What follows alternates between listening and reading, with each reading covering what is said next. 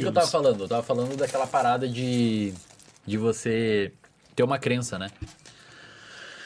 Então pensa assim, cara, você constrói todas aquelas camadas no cérebro e, meu, aquilo dali existe uma predisposição genética para você construir aquelas camadas. Então, além de você ter todas as camadas experienciais, você tem uma predisposição genética que pode aumentar, dependendo do ambiente que você se exclui, a tendência de você acreditar mais ou menos de uma coisa, incluindo na sua capacidade, no seu potencial. Então, o que isso significa? Isso significa que durante toda a sua vida você constrói uma certa forma de você interpretar o mundo e isso cria uma lente no seu cérebro. Você enxerga o mundo por aquela lente. E essa lente gera coisas que a gente chama de distorções cognitivas. Você começa a enxergar o mundo por meio daquela lente. Então, por exemplo, se você é uma pessoa que tem uma crença de incapacidade, você se sente incapaz. Você começa a fazer um cherry picking.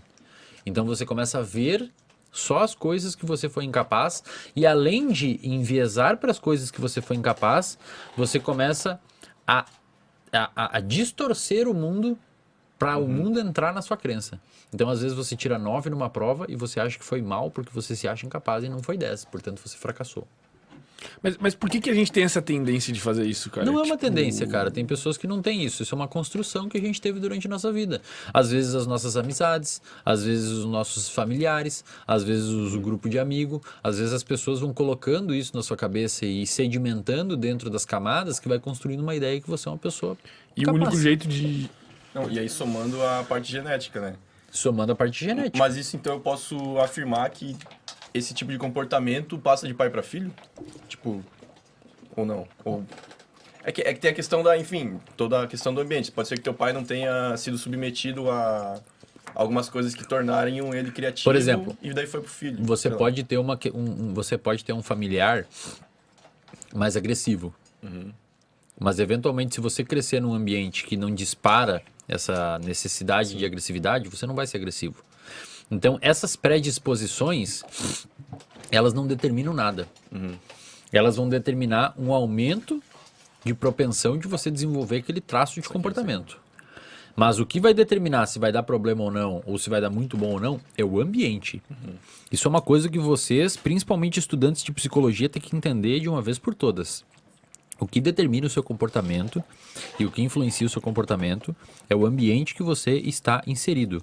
Portanto, tomem cuidado com as pessoas que você anda, tomem cuidado as amizades que você cultiva, tomem cuidado os familiares que você está dando corda, porque isso existe dentro de famílias. Eu atendo, eu sou psicólogo clínico, eu sei o quanto as famílias às vezes pode ser tóxica para uma pessoa. É que tem que saber filtrar, né? Sabe Tipo, aquele tio que dá uma risada assim, mas tira onda com a sua cara e não bota muita fé?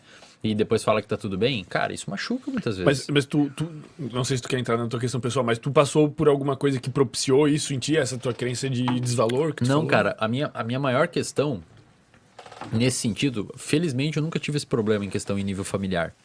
A minha maior questão é que eu sou do interior, cara. É, eu ia falar, o pessoal do interior tem Eu sou do interior, cara. Eu sou de uma cidade com 2.000 habitantes. 2.000 habitantes. Eu nasci numa cidade com 2.000 habitantes. E eu cresci nessa cidade. Então, até pouco tempo, o meu cérebro estava embebido naquele ambiente. Então, era aquilo que eu achava que era o mundo. E a galera tem tendência a crescer, trabalhar lá, ficar lá... Cara, a tendência é crescer. Aí você tem amigos que, cara, ficam por ali. Aí, qual que é o rolê do final de semana? Ir pro boteco, jogar sinuca e beber. Cachaça com coca. E aí você começa a acreditar que aquela é a realidade. E é aquilo que você tem que perpetuar. E você ignora uma ampla parte do que há fora daquilo. E aí quando eu fui pra graduação, que foi pra uma cidade maior, que tinha 70.000 habitantes, já era bem maior, né? Uma gigantesca, Aí eu fui pra graduação, eu pensei, bom, existe um outro mundo fora disso. Felizmente eu fiz excelentes amigos na minha graduação. A maioria dos amigos que eu fiz na graduação hoje trabalham comigo. Primeiras pessoas que eu dei oportunidade foram eles, porque foram pessoas que me ajudaram na graduação e uma das coisas que eu mais faço é ajudar pessoas que me ajudam, tá?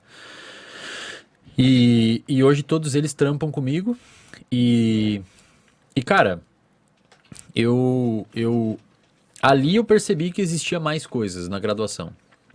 Isso foi um salto gigante que eu dei, cara, numa cidade de 2.000 habitantes. Que cidade que era? Que eu fiz a graduação? É. Santo Ângelo, uma cidade do interior do Rio Grande do Sul, bem no interior. Aí eu fiz esses amigos, pô, uma galera mais esperta, mais ligeira, que estudava mais, os caras gostavam de estudar. E ali eu comecei a perceber, lá pelo 5º período da faculdade, que estudar é bom, cara.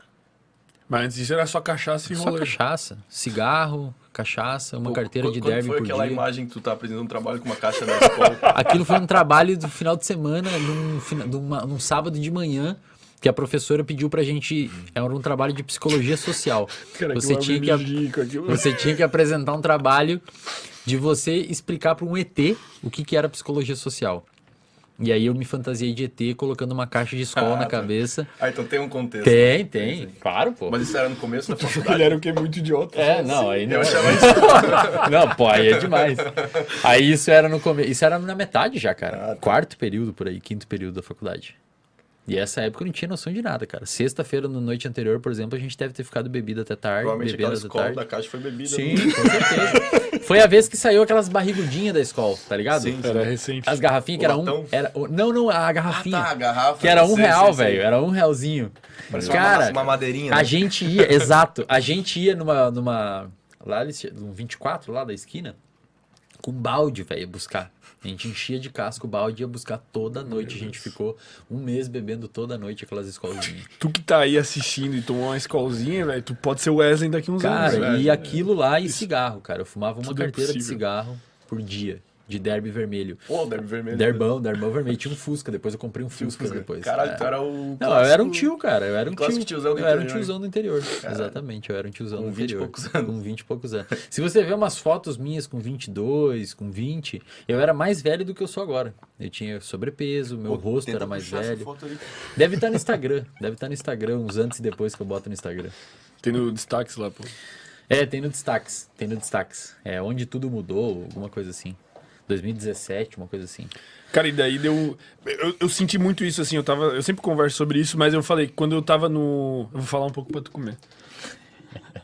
Que quando tu tá no ensino fundamental e tu vai pro médio, tudo bem, tu tá ficando mais velho, mas tua cabeça amplia, assim, velho. Mas a hora que tu sai do ensino médio, cara, e tu vai pra faculdade, velho, tua cabeça faz assim, velho.